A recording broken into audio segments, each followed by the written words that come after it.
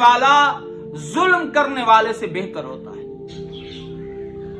امام جعفر صادق علیہ السلام فرماتے ہیں کہ ایک بندہ رسول خدا کے پاس آیا اور کہا یا رسول اللہ، میرے خاندان والوں نے مجھ پہ حملہ کر دیا ہے، میرے ساتھ قطع تعلق کر دیا ہے اور مجھے گالیاں بھی دی ہیں، مگر میں نے ان کے ساتھ میل جول ترک کر دیا۔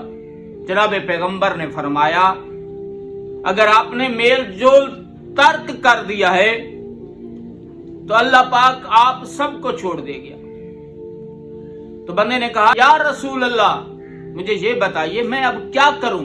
جناب پیغمبر نے فرمایا جس نے تمہارے ساتھ قطع تعلق کیا ہے ان کے ساتھ صلہ رحم بن جاؤ، جس نے تمہیں تمہارے حق سے محروم کیا اسے بخش دو، جس نے تم پر ظلم کیا اسے معاف کر دو، اس کا اجر دن محشر کے تم ان پر غالب ہوگے اور اعلی مقام پاؤ گے۔